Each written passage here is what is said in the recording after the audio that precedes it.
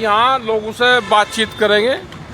जो हमारा एक शहीद हो गए थे उनका आज एक प्रोग्राम भी है, तो उसमें भी शामिल होंगे हम।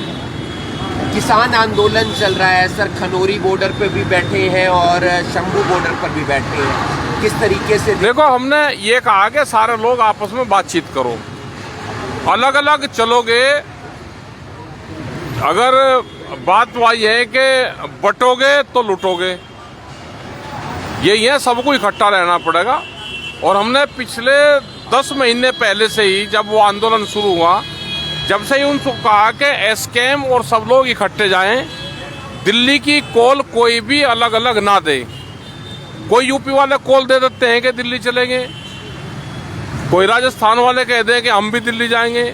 जब तक इकट्ठे नहीं होंगे तो दिल्ली से दूर रहना चाहिए। दिल्ली 66,000 का करंट है अभी दिल्ली, वो इकट्ठा ही करना, पार करना पड़ेगा। डल्लेवाल जी की तबीयत बिगड़ रही है रोजाना, उनकी सेहत का सब कुछ चिंता है हमको, और सरकार को फैसला करना चाहिए। भाई, किसान संगठन तो सब एक हैं, किसान संगठन उसमें कुछ नहीं कर सकते, लेकिन जो भी फैसला कर रहे हैं सरकार को करना, लाभ और हानि वो सरकार को होगा, नफा नुकसान सरकार को देखना है। तो आप लोग साथ दे रहे हैं उन किसानों का? नहीं, हम तो साथ ही हैं, सब वैचारिक रूप से तो सब साथ ही है। नहीं, लेकिन उनके साथ सपोर्ट में खुल के नहीं आ रहे तब? ऐसा नहीं, जब तक सारे इकट्ठे नहीं होंगे, भाई इकट्ठा होना, जो लोग दिल्ली से वापसी आए थे वही लोग दिल्ली की अगर तैयारी करनी तो सब लोगों को इकट्ठा होना पड़ेगा।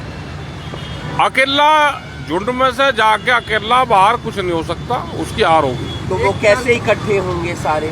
अभी कल उन्हें एक चिट्ठी लिखी, जारी करी कि हम बातचीत करना चाहते हैं। हमने पिछले 6 महीने से कह रहे, पिछले 10 महीने से कह रहे कि भाई इकट्ठे होकर बातचीत करो, सारे संयुक्त मोर्चा सब इकट्ठा होकर बातचीत करें। तो किसने किसको चिट्ठी लिखी है सर? अभी वहाँ से ही जो ये बैठे हुए हैं लोग धरने पे, इन्होंने चिट्ठी लिखी है एसकेएम को, ये सार्वजनिक करी है कि एक बार बैठकर बातचीत करें। सिंगड़ा जा रहे हैं बाबा राम सिंह जी की आज? हाँ, बाबा राम सिंह जी को समझाएंगे। तो आंदोलन क्या रूप ले रहा है आपके हिसाब से, जो शंभू बॉर्डर है, खनौरी बॉर्डर? देखो, अभी भारत सरकार को इस आंदोलन से फायदा हो रहा है।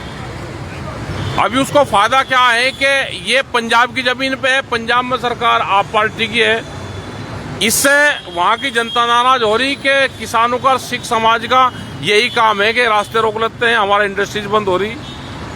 तो अभी भारत सरकार पे कोई फर्क इसका नहीं पड़ रहा। ये भूख हड़ताल पे है तो पंजाब की जमीन पे है कि पंजाब का एडमिनिस्ट्रेशन और सरकार पंजाब वाली देखेगी।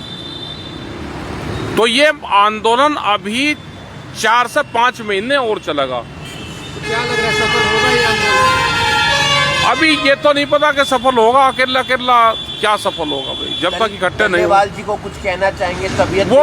तबीयत बिगड़ रही, तो सामाजिक लोग हैं, सब लोग बातचीत कर सकते हैं। डल्लेवाल जी को क्या कहेंगे, अभी तो वे इस स्थिति में है कि उनको कहने की भी स्थिति में नहीं है।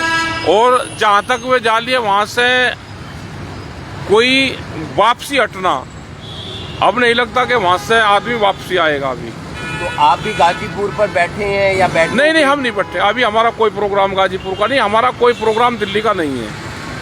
हरियाणा सरकार के लिए सरकार से हमारी एमएसपी गारंटी कानून, स्वामीनाथन कमेटी की रिपोर्ट, बिजली अमेंडमेंट बिल, जो इशू पहले हैं वही इशू हमारे चल रहे। पूरे देश भर में प्रोग्राम चले हुए हैं, हमारे मीटिंग होती है।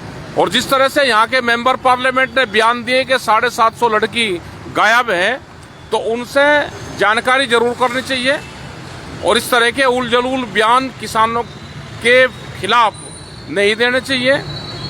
और अगर उनके पास में कोई जानकारी है तो अब तक उन्होंने जानकारी क्यों नहीं दी? तथ्य छुपाना भी जुल्म है, उस पर भी धाराएं लगती है। अगर उनके पास में कोई जानकारी है तो जानकारी सरकार को दे। अगर पार्लियामेंट में झूठ बोल रहा है तो उनके खिलाफ कड़ी कार्रवाई होनी चाहिए। हरियाणा सरकार कह रही है कि हम 24 फसलों पर एमएसपी दे रहे हैं। झूठ बोल रही, झूठ बोलने में इनसे बड़ा कोई माहिर नहीं है। झूठ बोलने में बीजेपी की सरकार नंबर 1 पे है। शिवराज सिंह चौहान कृषि मंत्री हैं, वो कहते हैं हर मंगलवार मैं किसानों से मिलता हूं। 22 जनवरी 2021 को आखिरी बार किसानों से बातचीत हुई थी। उसके बाद में 3 साल हो गए, हमसे तो मिले नहीं, न किसी किसान संगठन से मिले। अब किससे मिल रहे हैं तो जानकारी दे सकते हो आप। हरियाणा सरकार का कहना है कि पहले की तुलना में किसानों की आमदनी बढ़ी है।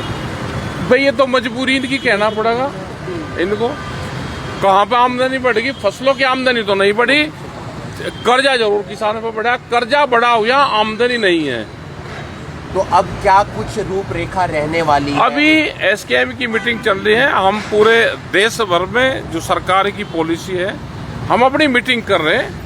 जब राजा निर्दयी हो जाए तो अपने संगठन पे ताकत लगानी चाहिए, संगठन को बढ़ाना चाहिए।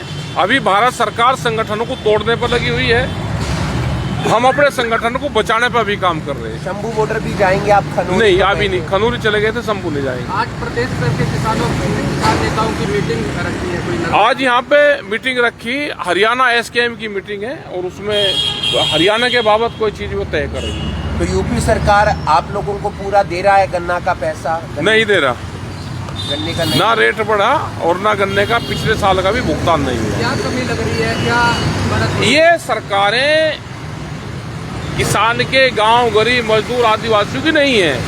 ये सरकार पूंजीपतियों की है।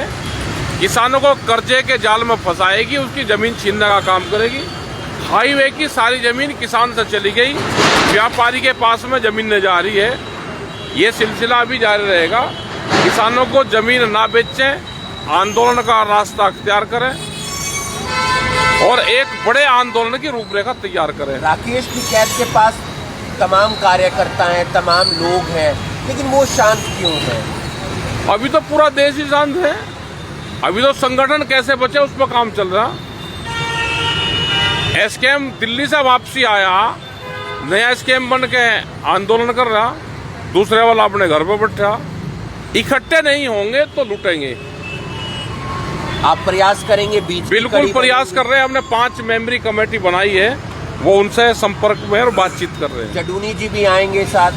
अभी मैं कहा इलेक्शन लड़ ले, पहले इलेक्शन से अगर फारिग हो गए हो तो आ जाओ। इलेक्शन छोड़ना पड़ेगा।